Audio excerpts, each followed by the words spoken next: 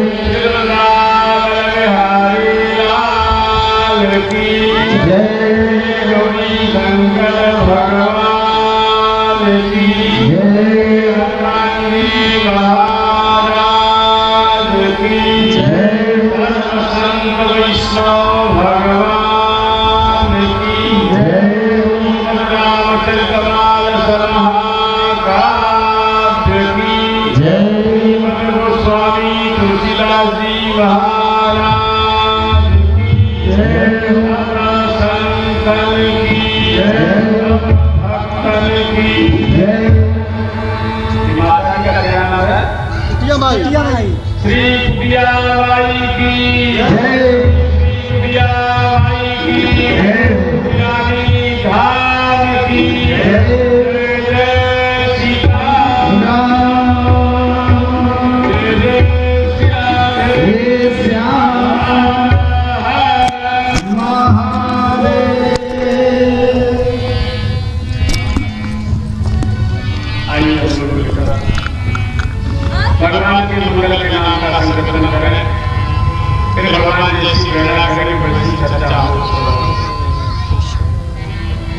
जय जय सिया रघुराई जय की जय तुलसी माई।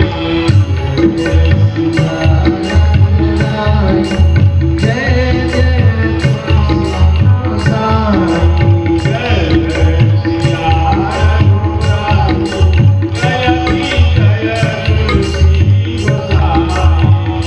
जय सिया रघुराई जय की जय तुलसी माई।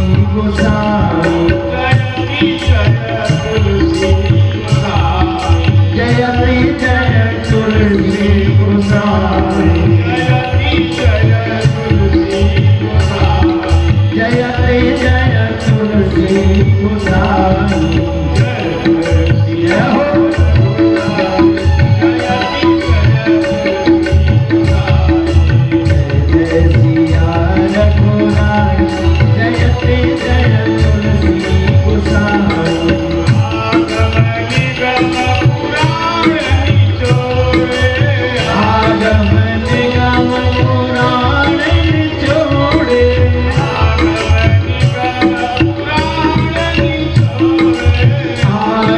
गोसाई।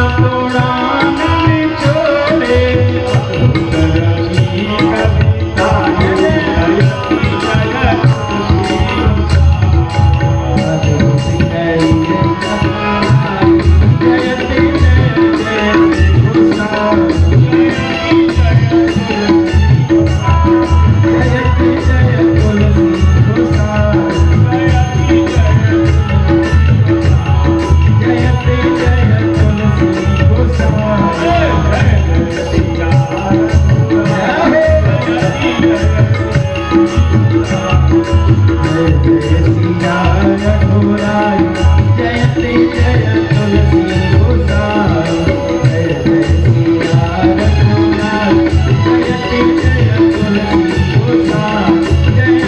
हो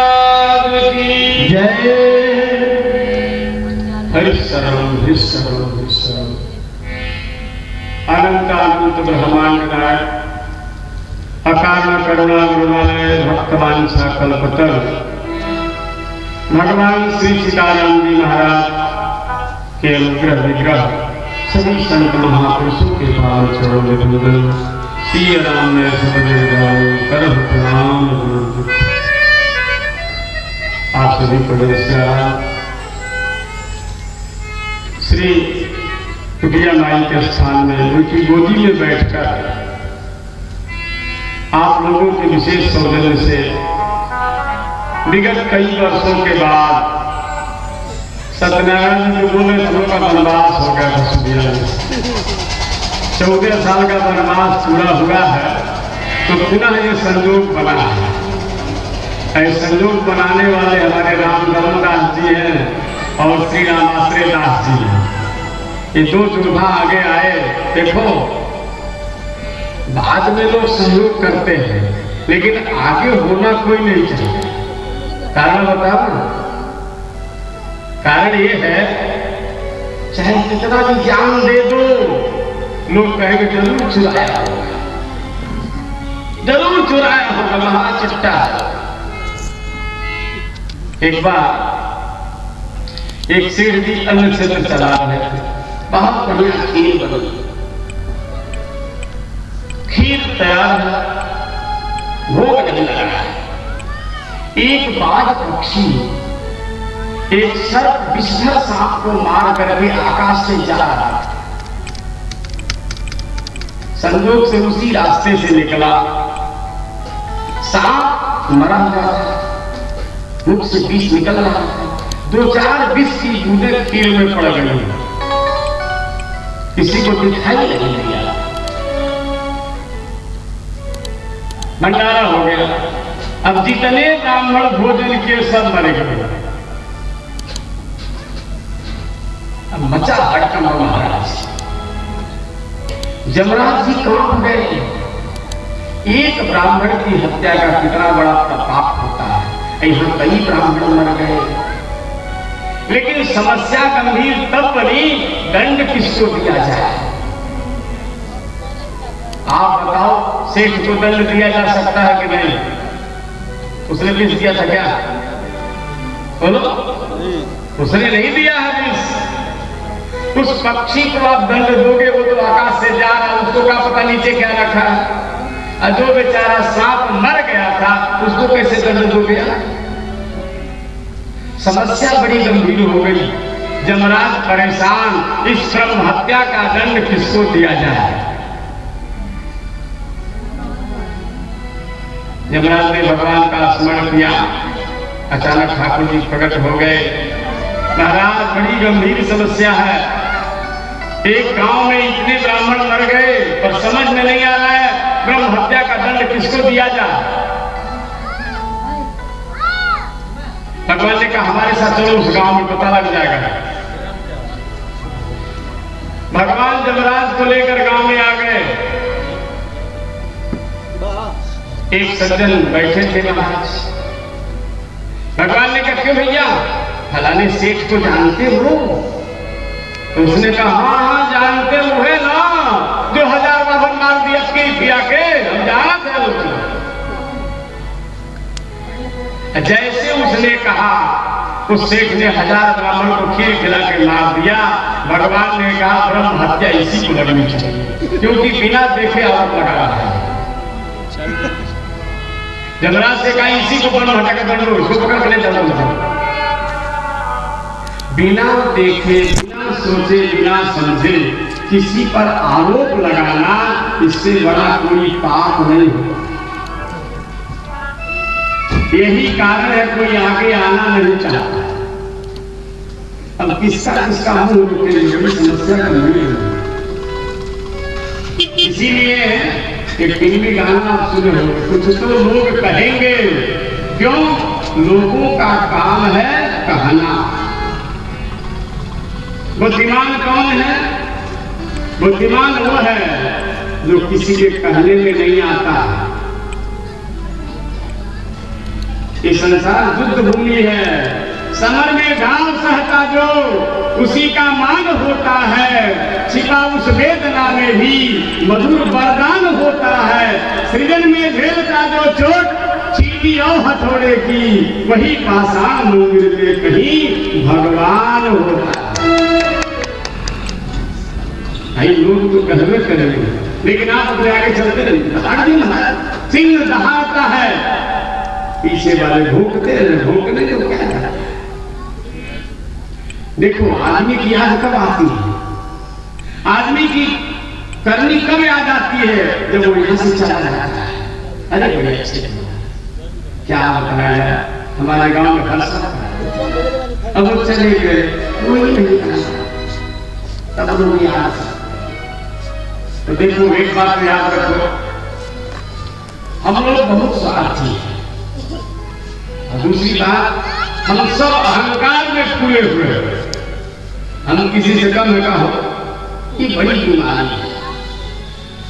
हम प्रार्थना करेंगे आप लोगों से, धर्म का कार्य जब भी हो, अहंकार को आगे मत। क्यों? बने रहोगे नवाब कब तक? रहेगी तेरे चेहरे पर शान कब तक? आखिर एक दिन बदलना होगा। भैया, हमेशा नवाब नहीं रहोगे, इसलिए नवाबी छोड़ो। नवाब अपने घर में रहो, जहां धर्म कार्य हो वहां नवाबी किनारे रखो। वहां तो कंधे से कंधे मिलाकर संबद्धध्वम संगच्छध्वम संभो मनांसि जानता। वेद भगवान कहते हैं, कंधे से कंधे मिलाकर। कहां? जहां धर्म का कार्य करना। घर में अपना रूप दिखाओ, जितना दिखा, कौन रोक रहा है? लेकिन धर्म कार्य में आप अभिमान दिखाएंगे तो भैया याद रखना, यह किसी का शान नहीं रहा, सबका मिट गया। मान गोविंद भाव नहीं, एक न एक दिन पानी पानी हो जाओगे। तब कहते हैं ना, आछे दिन पाछे गए, किया नहीं सो भेद, अब पछताए हो क्या जब चिड़िया तू गई थी। इसीलिए महात्मा लोग कहते हैं, धर्म कार्य में दो दो वस्तु का त्याग करो, तभी धर्म का जस मिलेगा। पहला निज स्वार्थ, दूसरा निज रुचि। हमारी क्यों नहीं चल रही है, ये बड़ी समस्या है। हमारी चलनी चाहिए। और इतना बड़ा कार्यक्रम हमें कोई लाभ है नहीं मिला। ये दो खतरनाक बीमारी है। निज स्वार्थ रुचि त्यागी करे सोई, स्वामी जोई जोई चाहे, प्रभु सेवक संबंध फल। हम लोग भगवान के सेवक, सेवक वो होता है जो स्वामी की इच्छा में बस है। हम अपनी इच्छा में परेशान हैं, इसलिए भैया हमारी प्रार्थना है अपना स्वार्थ और अपनी इच्छा दोनों को 5 दिन तक बाहर कर दीजिए और राम जी की इच्छा को लेकर चलिए। राम जी का कार्य है, राम जी की देखो सच्चाई क्या है, होता वही है जो मंजूर है, हमारा होता नहीं है, कभी नहीं हुआ। अपना सोचा होए नहीं, हरि सोचा तत्काल, बलि चाहा आकाश को तो भेज दिया पाता। राजा भी स्वर्ग का राजा बनना था, भगवान का जमीन में फंस गया, पाताल लोग 3 तल नीचे घुसा दिया। इसलिए भैया अपना स्वार्थ और अपनी रुचि दोनों को किनारे करके आइए। आइए राम कथा में प्रवेश करते हैं। सीताराम राम राम राजा राम राम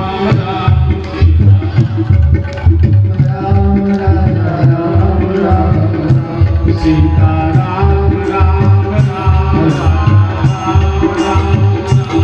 राम राम राम राम राम राम राजा राम राम राम,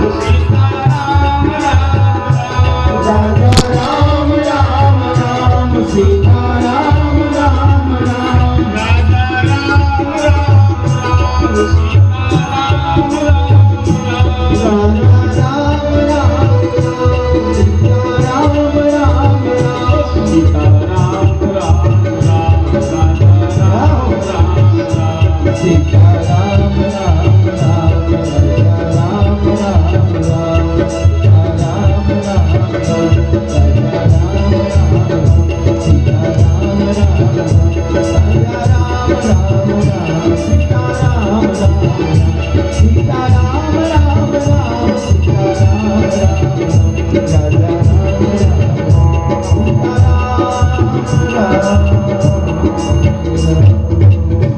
बोलिए राजा रामचंद्र की जय हो। हम लोग 5 दिन श्री राम कथा श्रवण करेंगे। श्री राम कथा श्रवण का लाभ क्या है, क्यों राम कथा श्रवण करनी चाहिए? गोस्वामी जी ने लिखा है, सुमिर सुमिर गुणग्राम राम के पूरे अनुराग बढ़ा। हम राम जी की कथा इसलिए श्रवण करते हैं कि हमारे जीवन में मानवता की प्रतिष्ठा। हमारा सबसे पहला ग्रंथ है ऋग्वेद। ऋग्वेद में एक मंत्र है, मनुर्भव मनुर्भव मनुर्भव। भगवान कहते हैं आदमी बनो, आदमी बनो, आदमी बनो। अब आप बताइए, जितने भी शास्त्र हैं ये पशुओं के लिए है कि आदमी के लिए है? सारे शास्त्र हम लोगों के लिए है, तो क्या हम लोग आदमी नहीं हैं? अगर आप लोग आदमी हैं तो क्यों भगवान करे मनुर्भव, आदमी बनो आदमी? इसका मतलब वास्तव में आदमी हम नहीं है। आदमी का चेहरा लगाए हैं, आदमी नहीं है। किसी कवि ने लिखा है, देखिए तो बढ़ रही हैं बस्तियां चारों तरफ, देखिए तो बढ़ रही हैं बस्तियां चारों तरफ, ढूंढिए तो एक भी मिलता नहीं उनसा कोई। 25 साल 50 साल पहले जो लोग यहाँ रहे हैं उनसे पूछे पहले कितने मकान थे, 25 साल पहले, और अब देखे कितने मकान हैं। सारे खेत में मकान बनते जा रहे हैं, सारे खलिहान उजड़ गए महाराज। अब खलिहान देखने को नहीं मिल रहा, खेतों में मकान बन गए, लेकिन मानवता नहीं आ रही है। मानवता क्यों नहीं आ रही है? इसीलिए कि हम विचार शून्य होते जा रहे हैं, केवल स्वार्थ प्रधान जीवन जी रहे हैं। मानव किसे कहते हैं? मत्वा कर्माणि सिद्ध्यति, जो विवेक पूर्वक कर्म करता है उसको मानव कहा जाता है। विचार पूर्वक जो कर्म करता है, आप ईमानदारी से सोचिए, अगर आपकी इज्जत पर कोई लात मारे तो आपको कैसा लगेगा? यही देख लीजिए ना, अगर कोई आपको 3 बार तुम कह देता तो कितना बुरा लगेगा, और आप दूसरे को तुम कहते तो उसको बुरा नहीं लगेगा। प्यारे, लिखा है आत्मनः प्रतिकूलानि परेशान न समाचरे। जो व्यवहार आपको खुद अच्छा नहीं लगता है वो दूसरे के साथ मत कीजिए। आप दूसरे की इज्जत के साथ खिलवाड़ क्यों करते भाई? तुलसी जे कीरति चाही पर की कीरति खोए। दूसरे की इज्जत को लात मार करके जो अपना शान बढ़ाता है, वो स्वामी ने लिखा है ऐसी इज्जत मिट्टी पलित होगी महाराज, ऐसी मुंह मसियागी है। अरे मारे नहीं है, मर जाने के बाद भी गाली दे गए राम राम, अच्छा मर गए। भैया, आप अपने धर्म को महान समझते हो तो दूसरे के धर्म को भी महान समझो। कुमार विश्वास का नाम सुना है? खूब आते हैं, प्राय पूछा करते हैं, बताओ भाई, हमारे जितने मुस्लिम भाई हैं बताइए, हम पूछना चाहते हैं उनसे, मस्जिदें बनाई मंदिरों को तोड़कर तुमने, मस्जिदें बनाई तुमने मंदिरों को तोड़कर, क्या मस्जिदें नहीं बन सकती हैं मस्जिदों को छोड़कर, मंदिरों को छोड़कर? भाई, मंदिर को तोड़कर मस्जिद बनाना यही संभव है क्या? मस्जिद गिरे मंदिर भी बन जाए, यही संभव नहीं है भाई। मंदिरों को तोड़कर मस्जिद बनाया आपने, आप ये बताइए मंदिर को छोड़कर मस्जिद नहीं बन सकता? तो देखो प्यारे, सबसे अच्छी मानवता क्या है? जो दूसरे के कष्ट को समझे, जो दूसरे के सम्मान को समझे। आप सम्मान के भूखे हो तो दूसरे को भी सम्मान दो। सुना भाई, किसी के काम जो आए उसे इंसान कहते हैं, किसी के काम जो आए उसे इंसान कहते हैं, पराया दर्द आए उसे इंसान कहते हैं, पराया दर्द अपनाए उसे इंसान कहते हैं, किसी के काम जो आए उसे इंसान कहते हैं, किसी के काम जो आए उसे इंसान कहते हैं, पराया दर्द अपनाए उसे इंसान कहते हैं, पराया दर्द अपनाए उसे इंसान कहते हैं। यूं कहने को तो दुनिया में पशु भी पेट भरते हैं, यूं कहने को दुनिया में पशु भी पेट भरते हैं, यूं कहने को तो दुनिया में पशु भी पेट भरते हैं, यूं कहने को दुनिया में पशु भी पेट भरते हैं। अधिक जो बांट कर खाए उसे इंसान कहते हैं, अधिक जो बांट कर खाए उसे इंसान कहते हैं, किसी के काम जो आए उसे इंसान कहते हैं, किसी के काम जो आए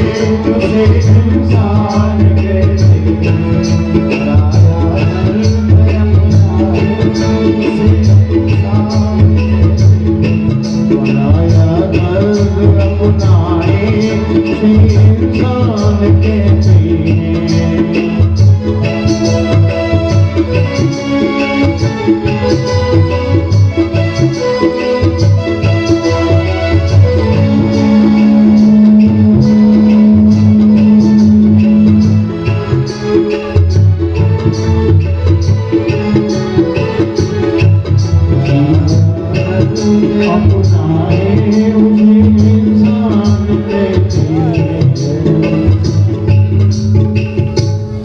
निवेदन कर रहे हैं कि रामायण की कथा है ना, ये मानवता की कथा है।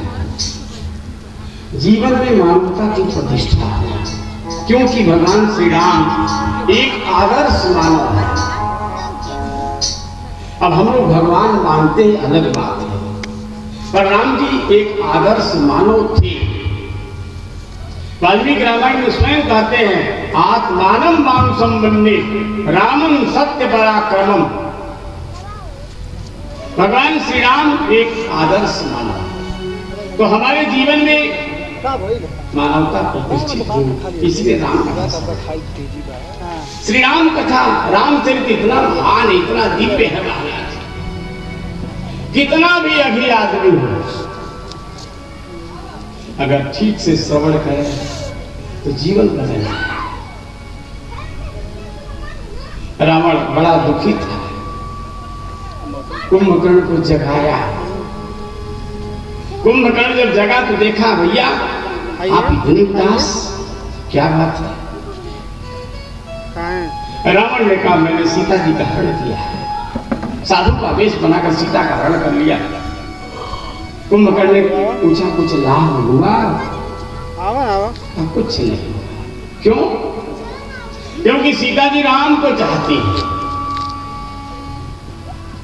तो कुंभकर्ण ने कहा, राम बन जाओ। आनीता भवता यदा पतिरता साध्वी धरित्री जुता सूर्यत राक्षस मायया चनकथम रामांगम अंगीकृतम। कुंभकर्ण ने कहा, रावण आप राम क्यों नहीं बन जाते हैं?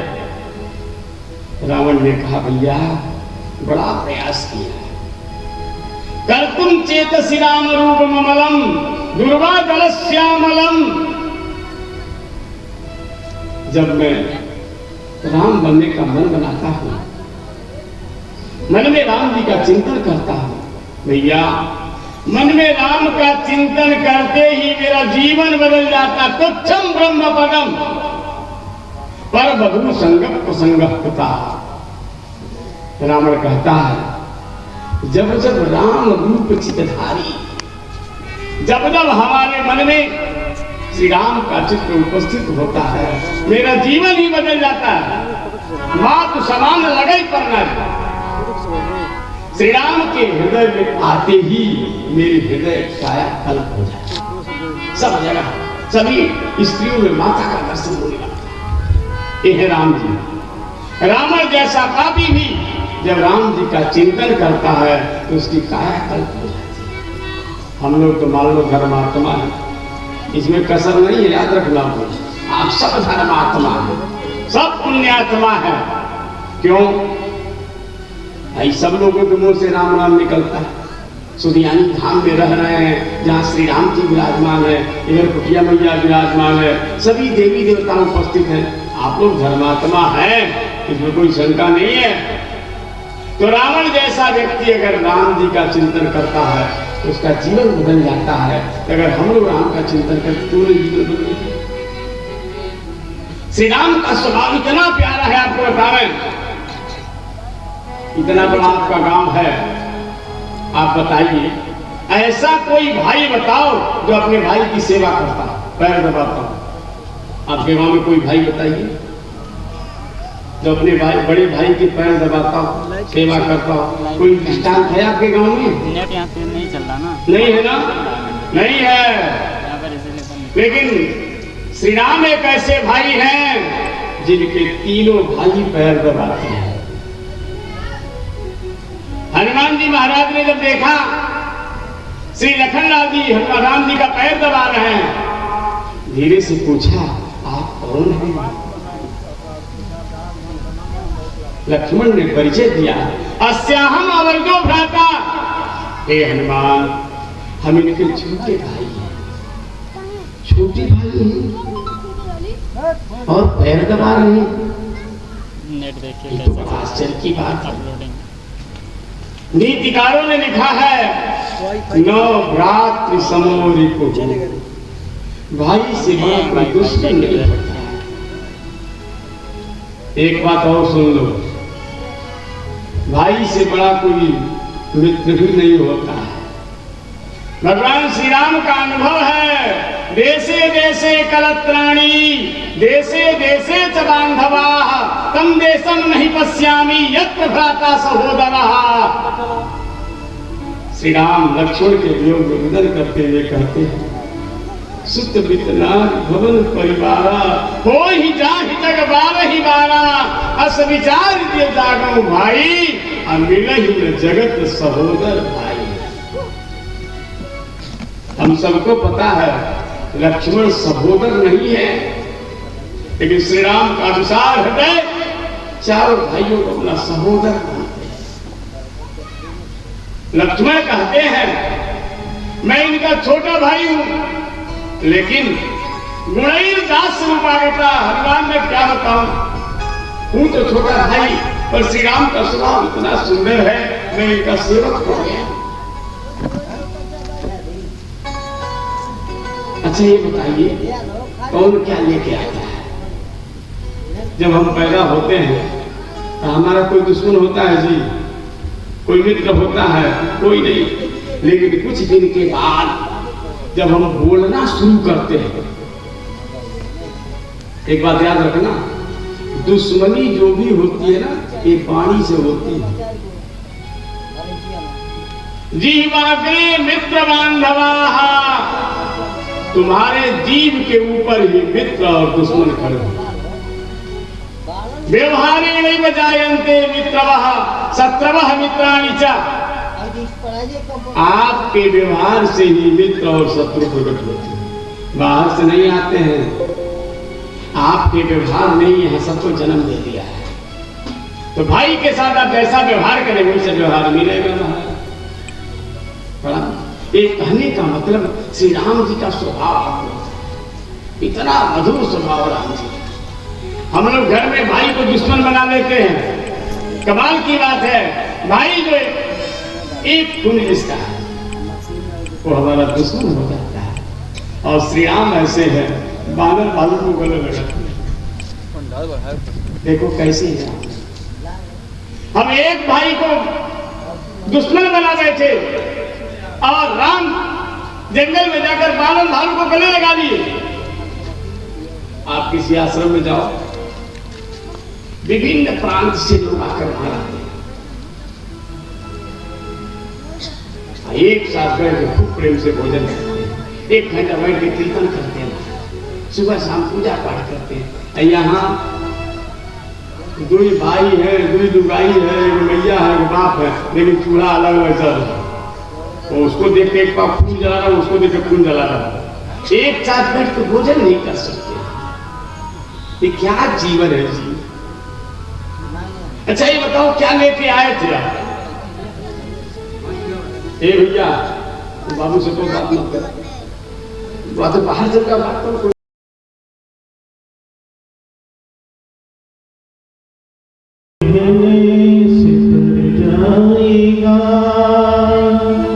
पार भव से उतर जाएगा,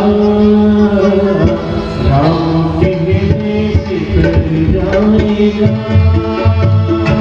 पार भव से उतर जाएगा। सब कहेंगे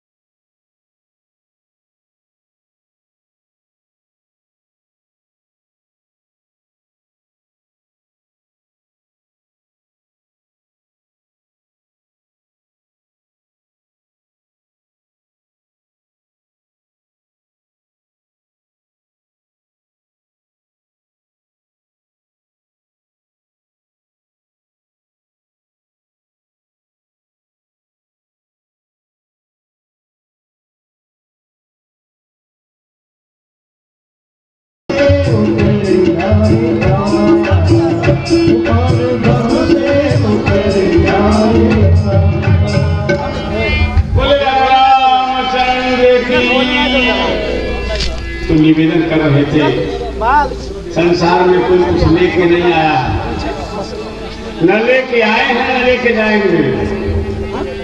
हम लोग परेशान हैं अपने बच्चों को। हम अपने बच्चों के बेईमानी करते हैं, धोखा देते हैं। भाई को भाई धोखा दे रहा है, किसके लिए? बच्चों को। क्यों भाई? एक बात आपको मालूम है, इस धरती पर जो पैदा होता है अपना भाग्य लेके आता है। तुम्हारे कमाई के भरोसे बेटा नहीं है, ये मन से निकाल दो।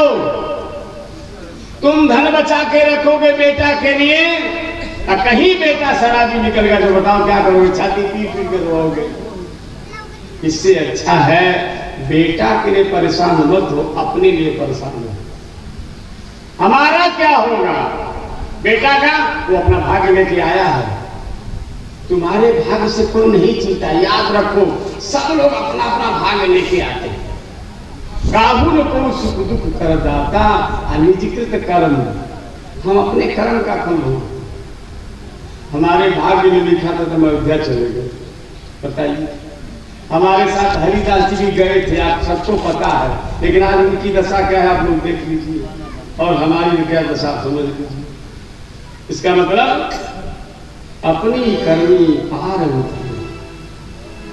सब अपने कर्म का फल भोग रहे हैं, सब अपने कर्म का फल भोगेंगे। प्यारे, बेटा के लिए अन्याय करना, बेटा के लिए झूठ बोलना, बेटा के लिए भाई से बेईमानी करना, शायद इससे बड़ा कोई जघन्य पाप नहीं है। और हमने देखा है महाराज, जैसी करनी वैसी पावे, अपूत भतार के आगे आए। सब आगे आता है। इसलिए भाई, कभी भाई को धोखा मत दो। वो भी बेटा के लिए धोखा दे रहा है, पता नहीं बेटा क्या करेगा, कोई गारंटी है? हो कहते हैं ना, जिसे मैं हार समझा था गला अपना सजाने को, वही अब नाग बन बैठा हमें ही काट खाने। बेटा नाग बन जाता है, कौन जानता भाई? सब श्रवण कुमार थोड़े बनेंगे। इसलिए हमारी प्रार्थना है, बेटा के नाम पर, बेटी के नाम पर बेईमानी बंद। हाँ, बेईमानी करने का मतलब भगवान के नाम पर बेईमानी करो, भगवान के लिए बेईमानी करो, लेकिन मैं बेईमानी करो चलेगा, बहू को पता न लगे, धीरे से चलता लग चढ़ाई दो। एक बात पता है, जो नोट कहीं नहीं चलता वो कथा में जरूर चल रहा है। आपको विश्वास नोट चढ़ा दे दो। जो जिसका कोई गति नहीं उसकी गति राम जी, जो कहीं जिसका कहीं ठिकाना नहीं वो यहाँ आ जाओ, सबका ठिकाना। कहते हैं ना, संसार के सताए लोग यहाँ सीने से लगे। बंधुओं, हमारी प्रार्थना यही है, आप अपने को संभालिए। जीवन कलंकित हो गया प्यारे तो जीवन भर लोग गाली देते, अरे राम राम राम, जैसा किया था उनका बेटवा भोग रहा है, गलती किया बाप भोग रहा है बेटवा। यही लोग कहते हैं और कुछ नहीं कहते। तो कम से कम अब तो समझ जाओ प्यारे, हमारे श्री राम के स्वभाव को अपनाइए। श्री राम से रावण ने बैर ठाना, पर श्री राम के स्वभाव को देखकर रावण भी पानी पानी हो गया। रावण से युद्ध चल रहा था। रावण बड़ा गंभीर था। आपको पता है रावण कितने बार पराजित हुआ है। बाली ने 6 महीने कांख दबाया। सहस्रार्जुन ने बंदी बना के रखा। राजा बनी क्या वहां गुस्सा हुई, फिर भी बड़ा दम मारता था। रावण समझता था मेरे जैसा कोई नहीं। भगवान राम ने कहा तुमको बताते हैं। युद्ध हुआ, इतना पराक्रम दिखलाया रघुनाथ जी ने। रथ, सारथी, तुणीर, धनुष, बाण सब खंडित कर भंजो रथ सारथी तुरंता। अब रावण धरती पर पड़ा है, खड़ा खड़ा देख रहा है। श्री राम जी रथ पर सवार हैं, राम जी के हाथ में धनुष है, बाण है, राम जी का सारथी है, और रावण जमीन पर। अब रावण क्या सोचता है, अब तो मरे। श्री राम जी ने देखा रावण हताश हो गया, रावण जीवन से निराश हो गया है। श्री राम जी ने कहा रावण निराश मत, प्रयाहि जानामि रणर्जितस्त्वं प्रविश्य रात्रिं च राजलंकां। हे राक्षस राज, तुम थक गए, जाओ आराम करो। ये भारतीय मर्यादा है। शिवाजी महाराज के बारे में आता है, बहलोल खां से युद्ध हुआ, बहलोल खां परास्त हो गया। उसकी बेगम बड़ी सुंदर थी, अद्भुत सुंदरी। शिवाजी के सैनिकों ने पकड़ कर लाया, शिवाजी के सामने डोरी रखवाई, कुरान पुस्तक को लेकर आया और कहा शिवाजी एक कुरान ग्रंथ है और यह है बेगम, अद्भुत सुंदर, आप इसे स्वीकार कीजिए, हम लोग आपके लिए भेंट ले आए। शिवाजी ने डोरी से पर्दा हटाया, एक बार बेगम को देखा, वाह सच में आप सुंदरी हैं। देखो सुंदरता हमारे आपकी कमाई नहीं है, ये पूर्व जन्म की तपस्या है। कोई सुंदर होता है, कोई धनी होता है, कोई महान होता है, इसका मतलब उसने पूर्व में तप किया है, पूर्व में बड़ा दान पुण्य किया है, इसलिए सुंदर बना है। उसका सम्मान करना चाहिए, जलना नहीं चाहिए। शिवाजी ने उस बेगम को प्रणाम किया और कहा देवी यदि मैं आपका बेटा हो जाता तो शायद थोड़ी सी सुंदरता हमको भी मिल जाती। सेवकों को बुलाया, कहा देखो हम श्री राम के मर्यादा में पलने वाले हैं। भगवान श्री राम ने किसी के धर्म की होली नहीं मनाई है, जैसे अपना धर्म वैसे दूसरे का धर्म। हम धर्म के साथ खिलवाड़ नहीं करते, इन्हें ले जाओ इज्जत के साथ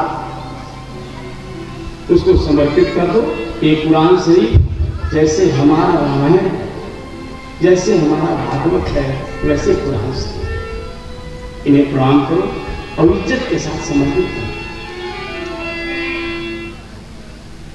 राम जी चाहते तो मार देते रावण को, लेकिन रावण को जब विदा किया है महाराज, आज रावण की आंखों में आंसू पड़ते हैं। रोता हुआ महल में आया, पहली बार मंदोदरी ने रावण की आंखों में आंसू देखे। महर्षि वाल्मीकि अनुग्रह करते हैं, रावण लोक रावण, सारी दुनिया को रुलाता था, इसलिए उसका नाम रावण था। आज रावण को रोते हुए देखा, मंदोदरी में सन्न हो गई। सबको तो ये रुलाते हैं, आज ही रो रही है। मंदोदरी ने पूछा, प्राणनाथ कहां चोट लगी है? लगता है कोई गहरी चोट लगी है, आज आपको आपकी आंखों में आंसू दिखा। रावण ने कहा, मंदोदरी एक आंसू भाव के नहीं है, घाव की पीड़ा मुझे आहत नहीं कर रही है। घाव की पीड़ शरीर नहीं, रघुवीर स्वभाव के तीर लगे। मंदोदरी कौशल्या को गर्व होगा, मुझे राम जैसा बेटा मिला है। भरत को गर्व होगा, मुझे राम जैसा भाई मिला है। सुग्रीव को गर्व होगा, मुझे राम जैसा मित्र मिला है। मंदोदरी मैं छाती ठोक के कहता हूं, मुझे भी गर्व है कि राम जैसा शत्रु मिला है। दुश्मन मिले तो राम जैसा, बैरी राम बड़ाई कर। देखो सम्मान स्वभाव का ही होता है, इतिहास स्वभाव का ही दिखा जाता है। इसीलिए महापुरुष लोग कहते हैं स्वभाव को सुधारिए। बहुत लोग तो बहुत दिन से कथा सुन रहे हैं, अब बहुत दिन से कंठी भी पहन लिए, तिलक भी लगाते हैं, हमें बड़े दुख से कहना पड़ता है एक तम्बाकू नहीं छोड़ता। बताओ, इतना दिन से आप कंठी बांधे तिलक लगा रहे हैं, एक तम्बाकू नहीं छोड़ पाए। ये ठीक नहीं है। कभी कभी विचार करो, तुम मनुष्य हो, अमित बुद्धिबल, बेसित जन्म तुम्हारा, क्या कर्तव्य समाप्त कर दिया तुमने कभी विचारा? अरे सोचो, एक बार फिर सोचो, भगवान ने क्यों भेजा था? यही इसीलिए। राम राम राम राम। देहाती कहावत है, सुरती खाए के हो, सुरती खाए चूतिया ये हो। राम राम राम राम। हमें बड़े कष्ट के साथ कहना, आप ऐसा क्यों करते हैं? परिवर्तन नहीं आएगी, राम जी से सीखिए। आज रावण भी गर्व के साथ कहता है, मुझे गर्व है, मुझे शत्रु मिले हैं तो भगवान राम मिले। इसीलिए महात्मा लोग राम कथा कहते हैं, राम कथा श्रवण। कैसा भी दुखी आदमी हो, एक बार राम कथा सुना दे महाराज, फिर देखो। इसीलिए तो गाते हैं, जय जय राम कथा सुनो। जय जय राम कथा, जय जय राम कथा, जय जय राम कथा, ओ जय जय राम कथा, जय राम कथा, जय जय राम कथा, जय राम कथा, जय जय राम कथा, ओ जय जय राम कथा, ओ जय जय राम कथा, ओ जय जय राम कथा, ओ जय जय राम कथा, जिसे श्रवण करे, जिसे श्रवण करे जन्म की व्यथा, जय जय राम कथा, ओ जय जय राम कथा, ओ जय जय राम कथा, ओ जय जय राम कथा, जिसे श्रवण मिट जाती, जिसे श्रवण कर मिटती जन्म की व्यथा, जय जय राम कथा, ओ जय जय राम कथा, ओ जय जय राम कथा, ओ जय जय राम कथा।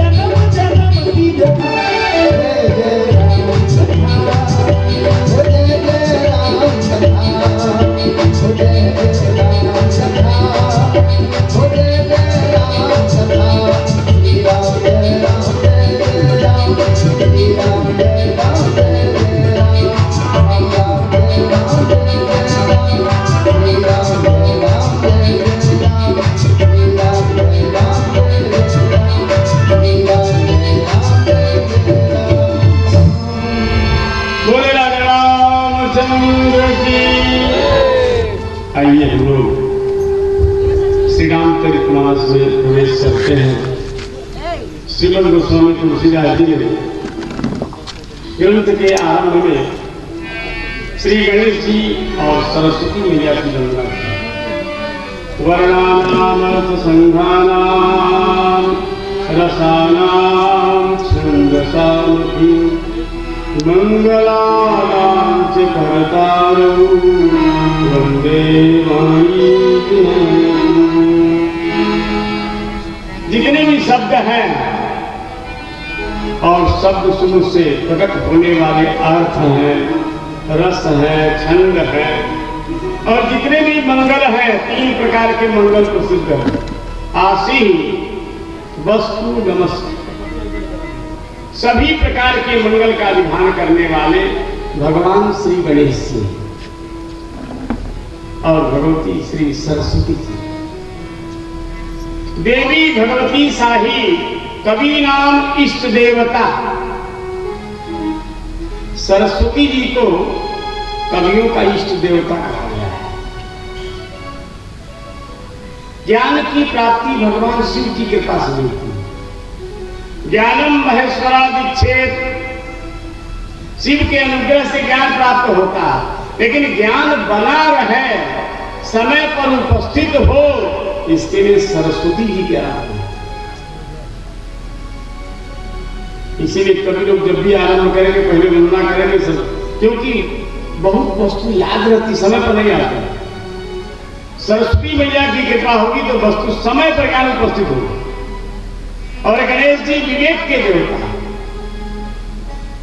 और आपको बताना, ये मर्यादा पुरुषोत्तम भगवान श्री राम का चरित्र है। जितनी बढ़िया मर्यादा गणेश जी ने पालन किया, शायद कोई होगा। शिव पुराण में कथा आती है, पद्म पुराण में भी कथा। शिव जी के दो पुत्र हैं, गणेश जी और कार्तिकेय जी। दोनों जब जुआ हो गए तो दोनों विवाह के लिए झगड़ा करने लगे। गणेश जी कहते हैं हमारा विवाह पहले होगा, कार्तिक कहते नहीं मेरा पहले होगा। अब दोनों लड़ने लगे। वहां शिव पार्वती बड़े असमंजस में पड़े। शिव जी ने कहा देखो ऐसा नहीं होगा, झगड़ा बंद करो, मैं नियम बताता हूं। जो पृथ्वी की परिक्रमा पूरी करके आएगा उसी का विवाह पहले होगा। गणेश जी महाराज तो बैठ गए चुपचाप। कार्तिकेय ने कहा ठीक है महाराज मैं जा रहा हूं। कार्तिकेय मोड़ पर बैठे उड़ गए, परिक्रमा लगा। अब गणेश जी सोचे हम क्या करें, हमारा चूहा कितना चले भाई, 9 दिन चले 2.5 कोस, कैसे परिक्रमा हो।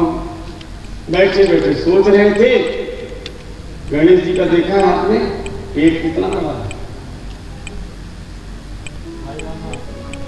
पेट बहुत बड़ा है गणेश जी का, लेकिन पेट में जानते हो क्या है, विद्या बारिदी।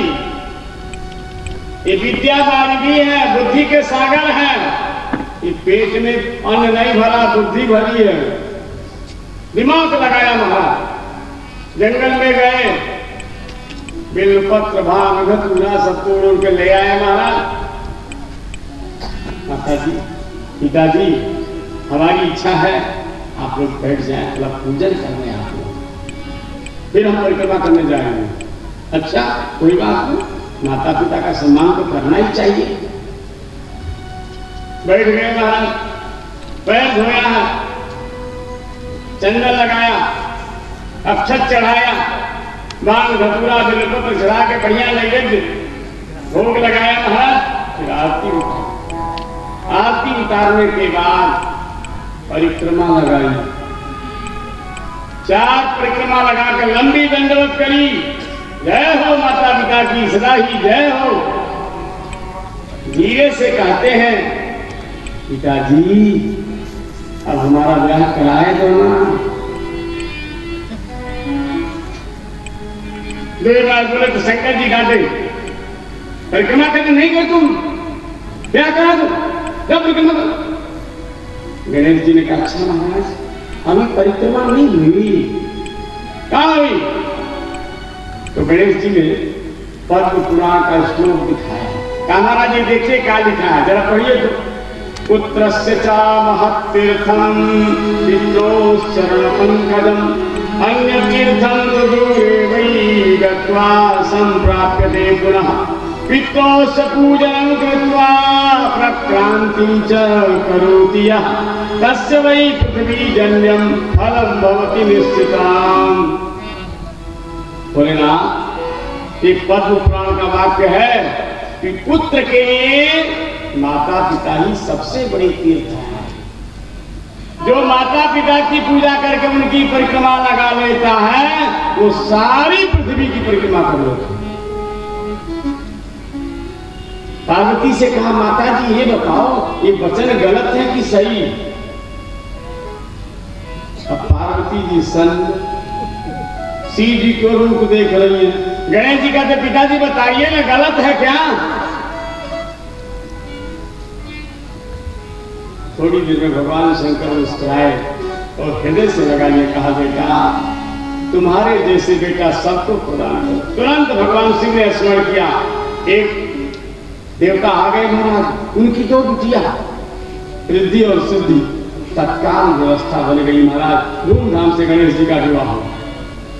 कार्तिकेय परिक्रमा लगा रहे हैं, इधर ब्याह हो गया।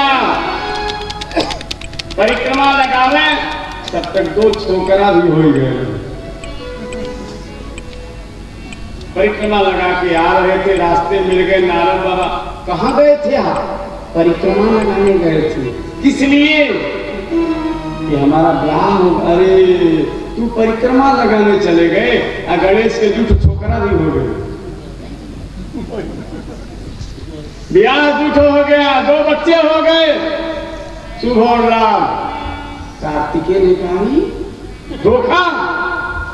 नारद ने कहा देख लो, माँ बाप ही तो धोखा देते और कौन धोखा देता। अच्छा ये बताओ, अगर माता पिता धोखा दे दें तो बेटा कहाँ जाएगा, किसके सहारे रहेगा? हम तो कार्तिकेय का पारा चढ़ गए, चुपचाप भर गए वहां से। चले गए महाराज एक पहाड़। ऐसा क्यों हुआ जानते हो? देखो विधि का विधान सत्य होता है। कार्तिकेय को ब्रह्मचारी रहना है, इनका ब्याह होना नहीं है। पर शंकर जी मना कैसे करें? कैसे कहें तो अभी आप नहीं करेंगे, बताओ जरा। तो शंकर जी ने व्यवस्था दे दी, तू परिक्रमा लगाओ। ये परिक्रमा लगाने गए तो गणेश जी का ब्याह करा दिया, दो लड़का हो गए। लौट के आए तो गुस्सा, क्यों ब्याह तो होना नहीं था हमारा, तो होना नहीं था कैसे होगा जरा बताओ। जो विधि है वही तो होगा। कोई कितना भी प्रयास करो महाराज, लेकिन विधि नहीं चलती है, विधि हो के रहे। इसीलिए ये सब योजना है। कहने का मतलब भगवान गणपति माता पिता के कैसे भगत हैं, कितनी माता पिता में निष्ठा है, आप इस कथा से समझिए। रामचरितमानस के आरंभ में श्री गणेश जी को वंदना इसीलिए गोस्वामी जी ने किया कि ग्रंथ श्री राम का। श्री राम ने माता पिता को कितना आदर दिया है, इसके लिए दूसरा प्रमाण श्री गणेश भगवान कितना आदर माता पिता का करते हैं। बताओ, कहीं नहीं गए, माँ बाप के चरणों में गए और सारे तीर्थ मुनि आ गए। सप्तमाल में कथा आती है, एक पुंडरी भगत, उनके मन में आया चलो तीर्थ यात्रा करें। घर में बूढ़े माता पिता रहे, मैया ने कहा बेटा चले जाओ, तुमको भोजन कौन देगा, हम लोग भूखे मर जाएंगे। पुंडरीक ने कहा हम तीर्थ करने जा रहे हैं, मना करने लगा। पुंडरीक तीर्थ यात्रा में निकल पड़े। काशी के समीप पहुंचे होंगे, एक गांव में गए। जब गांव में गए तो गांव का नजारा बड़ा विलक्षण देखा। हजारों सुंदरियां, कोई झाड़ू लगा रही है, कोई पानी भर रही है, कोई पोछा लगा रही है,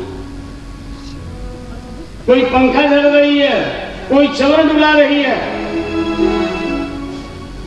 पुंडरीक को लगा ये कौन सा तीर्थ है। अंदर गए, देखा सब अपने अपने काम में लगे। बड़ा आश्चर्य हुआ। पूछा आप लोग कौन हैं? सुंदरियों ने कहा मैं गंगा, ये सरजू है, ये नर्मदा है, ये कावेरी है, ये ताप्ती है। आप लोग यहाँ है? हाँ। क्या कर रही है? कहा एक पितृभक्त की सेवा कर रही है।